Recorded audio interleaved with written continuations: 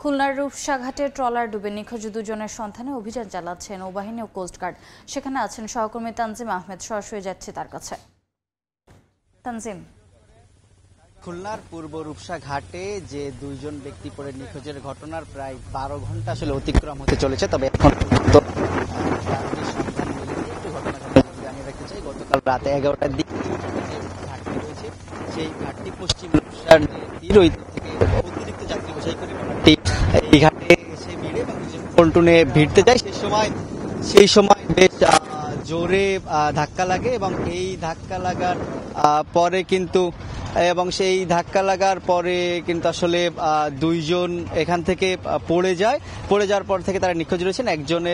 একজন এই পূর্ব রূপসার বাসিন্দা মিঠু নাম, তিনি আসলে যে সন্ধানী ক্লিনিক রয়েছে সেখানে কর্মরত ছিলেন এবং অপরজন একজন নারী আসলে, তবে সেই নারীর পরিচয় এখন পর্যন্ত নিশ্চিত হওয়া যায়নি। তবে কেউ আসলে আমাদেরকে বলছেন নারীর সাথে একটি শিশুও ছিল, তবে সেই শিশুটি আসলে আমরা পুরোপুরি নিশ্চিত হতে পারি না আসলে শিশু ছিল কিনা। কেউ বলছেন এখানে যারা ছিলেন তারা, তবে দুজন এখন পর্যন্ত নিখোঁজ এবং তাদের সন্ধানে কিন্তু একই সাথে আমরা দেখেছি যে ফায়ার সার্ভিস, নৌবাহিনী, কোস্টগার্ড তারা পৃথকভাবে তাদের যে অভিযান সেটি পরিচালনা করছেন এবং তাদের যে ডুবুরি দল রয়েছে সেই ডুবুরি দল আসলে উদ্ধার কার্য পরিচালনা করছে এবং গত রাতেও আসলে তারা এখানে চেষ্টা করেছে। তবে আসলে যেটি বলছেন সংশ্লিষ্টরা, তারা জানিয়েছেন যেহেতু যখন ট্রলারটি ঘাটে ভিড়ে এবং এখান থেকে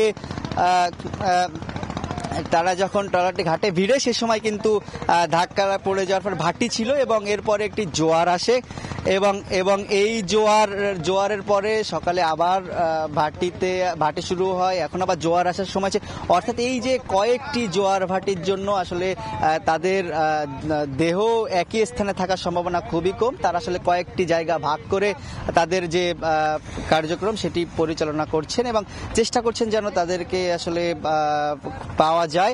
আমরা এটা জানিয়ে রাখতে চাই, এই যে নদীটি আসলে বেশ স্রোত থাকে সব সময় এবং প্রচুর মানুষ, অন্তত ডেইলি প্রতিদিন 20,000 মানুষ রূপসার এই ঘাট পার হয়ে খুলনা শহর থেকে প্রবেশ করেন অথবা শহর থেকে বের হন। তবে আসলে এই ঘাট নিয়ে দীর্ঘদিনের অভিযোগ রয়েছে। এর আগেও কিছুদিন আগে পন্টুন থেকে পড়ে